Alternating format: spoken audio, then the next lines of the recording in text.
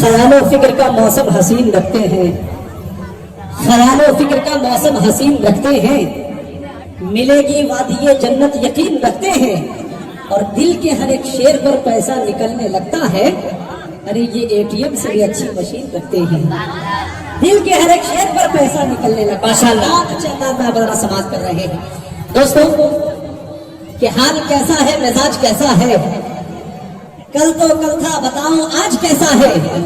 شہر سیتا مڑھی میں لوگ دیتے ہیں محبت سے جواب، تم بتاؤ تمہارے شہر میں رواج کیسا ہے۔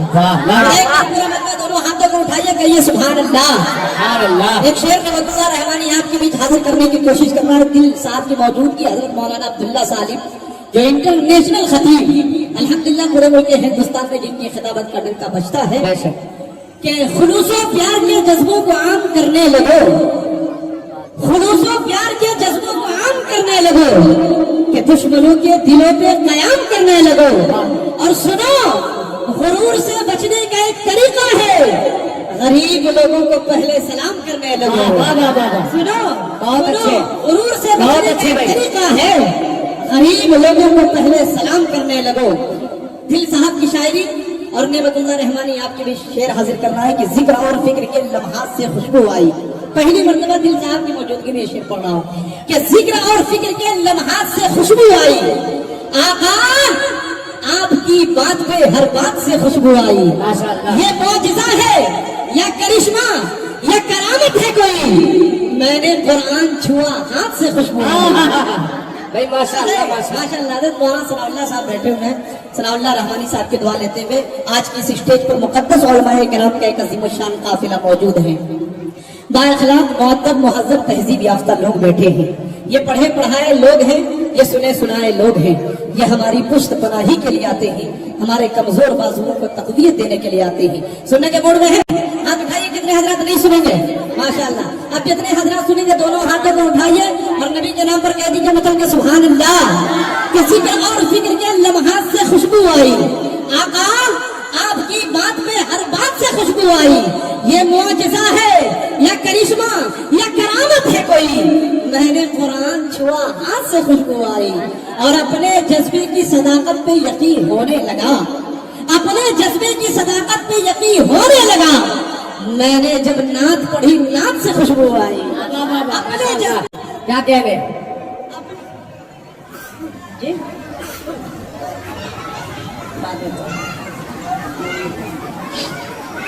اپنے جذبے کی صداقت پہ یقین ہونے لگا، میں نے جب نعت پڑھی نعت سے خوشبو آئی کہ دشمن امن و امان کنگال ہونا چاہیے۔ دیکھیے حافظ تنویر صاحب کی محبتیں مل رہی ہے، دشمن امن و امان کنگال ہونا چاہیے، پورے ہندوستان کو بنگال ہونا چاہیے۔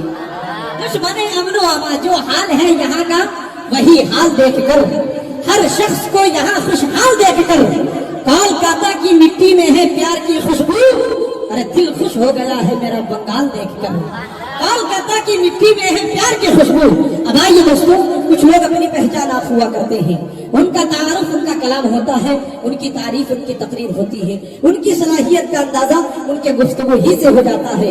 اس لیے حضرت شیخ سعدی علیہ الرحمہ فرماتے ہیں تا مرد سخن نگفتہ باشد عیب و ہنرش نہفتہ باشد، کہ جب تک آدمی بات نہیں کرتا ہے تو اس کا ہر عیب و ہنر پوشیدہ رہتا ہے۔ ایک ایسے ہی خطیب ہماری اس اسٹیج پر موجود ہے، ہماری اس فہرست میں موجود ہیں، جنہیں دنیا عالمی شہرت یافتہ خطیب محبوب العلماء خطیب العصر جناب حضرت مولانا عبداللہ سالم صاحب خبر چترویدی ارڑیاوی سے معتبرہ درخواست کرتے ہیں ان مصروں کے ساتھ ان کا استقبال کہ ہم مسلمان ہیں حق بات سنا دیتے ہیں، ہم مسلمان ہیں حق بات سنا دیتے ہیں، ملک و ملت کے جوانوں کو سزا دیتے ہیں، ہم کو آتی نہیں اس ملک میں دہشت گردی، ہم تو وحشی کو بھی انسان بنا دیتے ہیں، اور ہم لوگ کلمہ توحید پہ ایمان رکھ کر کافروں کو بھی مسلمان بنا دیتے ہیں۔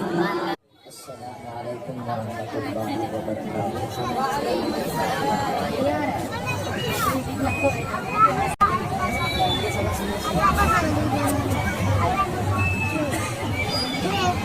الحمد لله الذي أبدع الأفلاك والأرضين، والصلاة والسلام على من كان نبيا وآدم بين الماء والطين، أما بعد فأعوذ بالله من الشيطان الرجيم بسم الله الرحمن الرحيم ألف لام ميم ذلك الكتاب لا ريب فيه هدى للمتقين وقال الله تبارك وتعالى في القرآن المجيد شهر رمضان الذي أنزل فيه القرآن هدى للناس وقال الله تبارك وتعالى إنا نحن نزلنا الذكر وإنا له لحافظون صدق الله العظيم قال رسول الله صلى الله عليه وسلم إن الله يرفع بهذا الكتاب أقواما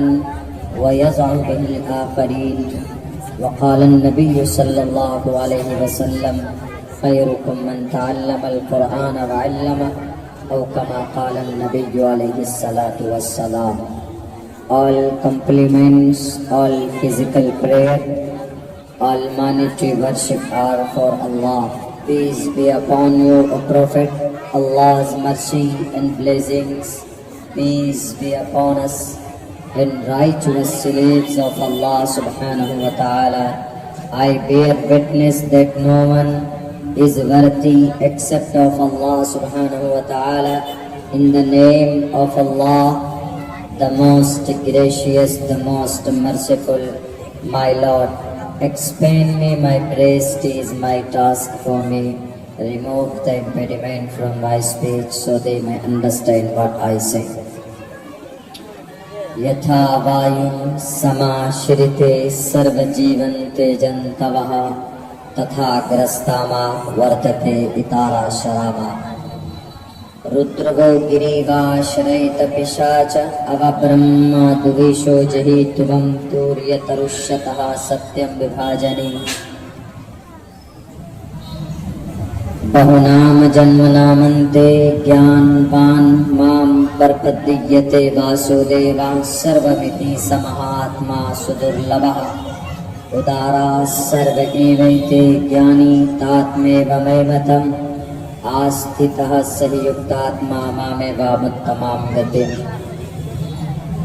स्टेज पर तशरीफ फरमा मुअज़्ज़ज़ उलमाए कराम और इस जलसे दस्तार बंदी की निस्बत पर तशरीफ लाने वाले, जमा होने वाले हमारे गयूर मुसलमानों, अपने घरों में पर्दे में बैठकर जलसे को सुनने वाली हमारे समाज के इज़्ज़तदार माँ और बहनों, ये जलसा कुरान की निस्बत पर मुनाक़िद किया जा रहा है. कुरान अल्लाह का कलाम है, इसमें कोई शक नहीं है. हम सीना तान कर ये बात कह सकते हैं कि कुरान अल्लाह का कलाम है, ये किसी इंसान का लिखा हुआ कलाम नहीं है. यही फ़र्क है कुरान में दुनिया की और मजहबी किताबों में. दुनिया में बहुत सारे मजहब हैं, उनके मानने वाले हैं, उनकी मजहबी किताबें हैं, मगर उनमें सबसे मुमताज़ और नुमाया मकाम रखने वाली कोई किताब है तो उस किताब का नाम कुरान पाक है, कुरान करीम है.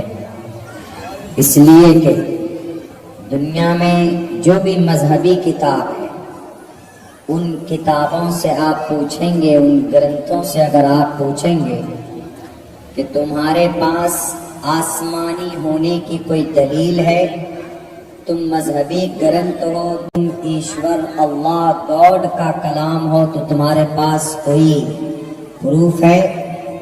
आप दुनिया के किसी भी ग्रंथ से पूछ लीजिए, वो आपको ओपन लफ्जों में नहीं बता पाएगा.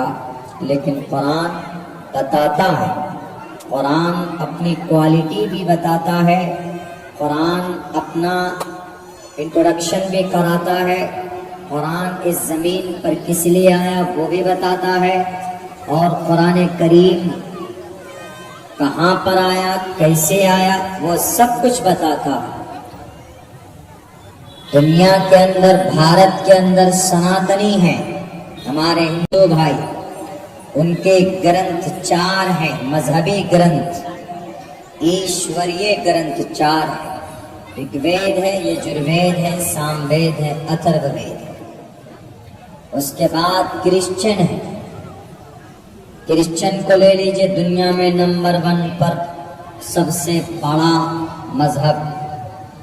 کرسچن کی کتاب ہے مرقس، لوقا، یوحنا، برنیاس۔ 4 ہی ابھی استعمال میں ہے، برنیاس استعمال میں نہیں ہے۔